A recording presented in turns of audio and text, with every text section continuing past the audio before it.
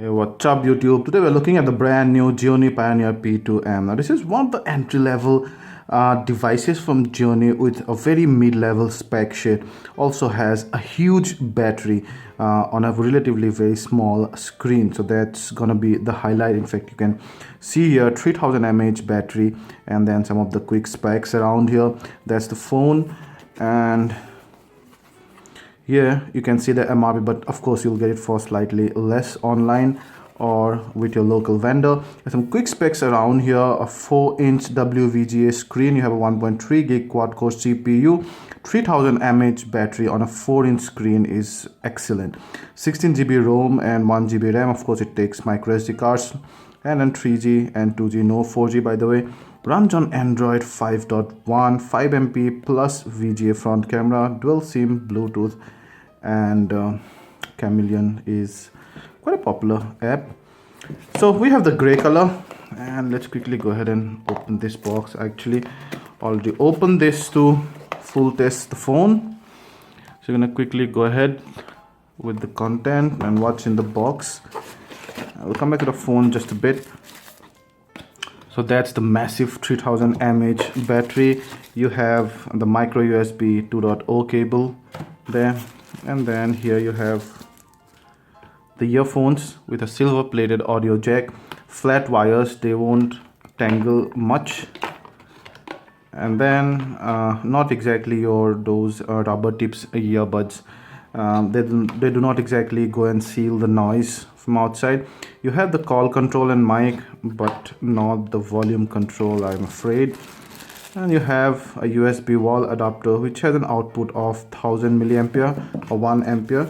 You also get this free back protection cover, which is silicone cover, and some paperwork like the user guide, warranty card, and also a free screen guard. So that's about the content in the box really. Coming back to the phone, it has an all plastic body. It feels very plastic. It has a very glossy front, and of course it's a little on the fatter side, but feels nicely into your hands. And of course, because it's a 4-inch screen, so obviously it's one of the smallest devices, smartphones right now in the market. You would not make many 4-inch devices these days, except the very entry-level ones, very cheap one. This one is a cheap phone, but it has got some good specs. You have that 4-inch screen, WVGA resolution, a VGA front camera, and that could be lacking in comparing to the competition. And you have the earpiece there, your shortcut keys over there, nothing much on this side, micro USB 2.0 port, and your mouthpiece, power button, volume rocker, and 3.5mm jack, 5MP camera, and an LED flash, Gionee branding. And you have a speaker grill that has a bump here so that the sound is not obstructed. You can open the back flap, which covers the whole central and back housing, and this one's pretty tough. And in goes your battery. You can see the battery almost takes up 2/3 of the back housing here. You also have place for your SIM 1 micro SIM, and then the micro SD card on top, and there goes the SIM 2. SIM 1 supports 3G, SIM 2 supports 2G only. Overall, it's slightly on a heavy side courtesy to that battery, despite of being only a 4-inch small device. But overall, I would say it'll fit very nicely into your pocket, mainly because of the small screen. And despite of being the weight, I think the weight actually makes it more secured in your hand. Overall, nothing much to write home about the design and build quality. Very plasticky body, and design is also, well, it's quite radio friendly and safe, consumer centric design. The P2M has a rather low res and very below average display. It's a TFT screen, so your viewing angles are gonna suffer. Your viewing angles are quite poor. We're gonna go to the gallery and check out our color card. And they say the colors are kind of slightly washed out, and you can feel that silvery tinge of a typical TFT screen. There you see, from about this angle you don't even know which color is what. I mean, you can guess, but that's not the true color it's showing. So all in all, the display has to be on the low point of this device. A high point, however, is that this guy runs on Android 5.1. When you go to About Phone, there you see Android version 5.1. A phone at this price point running the latest OS is always the boon. Of course, 6.0 is released now, but that's just released recently. We're gonna go to setting here onto the storage. I will see how much. We have some content here, so definitely you'll get more than this one, but you can see it says free 8.95 GB, but we also have about 3 GB and then apps and whatnot. So I would say you would not get 12 GB like some of the phones, but you would get closer to between 10 to 11 GB, I suppose. A long press this one will take you to the recent app, which we're gonna delete because we want to see the RAM usage here.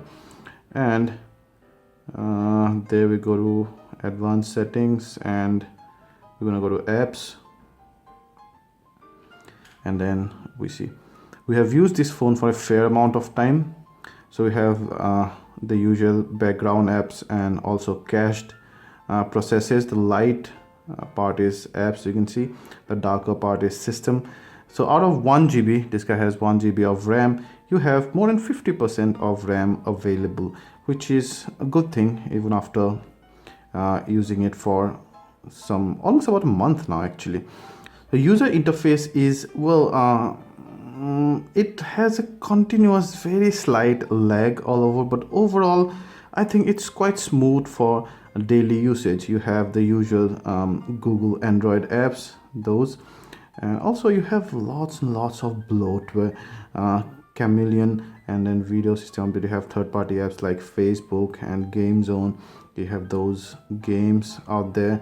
You have lots of tools, and the colors are very washed out on this phone. There's something I do not like. The contrast is not there. Yeah, it's almost like a multiple wash cloth or something. The colors are just faded.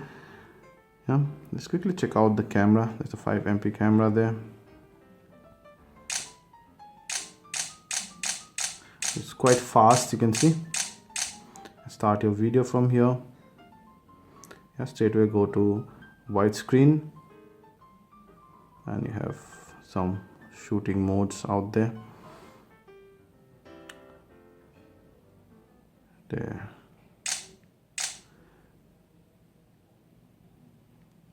Yeah, and then your flash, and that's how you switch to the front camera, which is VGA, so you see lots and lots of noise and heavy lag. Very, very noisy. So maybe the front camera is good to capture information, but nothing more. And then you have front mirror, countdown number, and whatnot, those kind of things. So we've checked the image and video quality. Well, they're below average. Not much detail even with the 5 MP back camera. The cameras are very modest on this phone, so obviously we did not expect much quality. Otherwise the colors are okay, oversaturates a few color palettes. Under low light the details drop significantly, and the noise level is again significant, which is true for both image and video.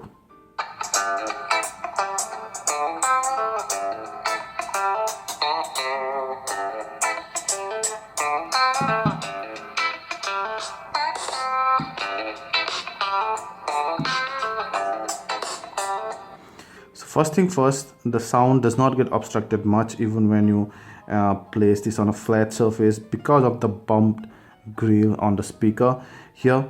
The next thing is that the sound is, well, loud enough. I like the sound actually. It has adequate amount of bass.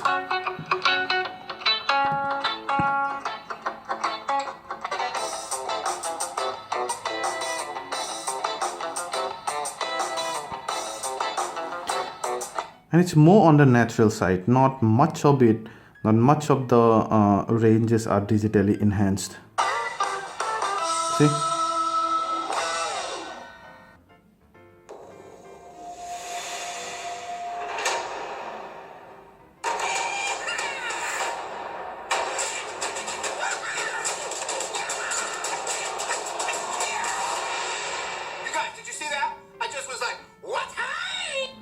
Again, my main problem is not the sound. The colors are very washed out. You can see the white part of the Panda is not exactly white. It's kind of slightly on slightly washed out, slightly on the paler side. Even the black is almost kind of dark gray and not your usual dark black. Black. Okay, and the wing angle is also not very good. However, the surround sound output is damn good.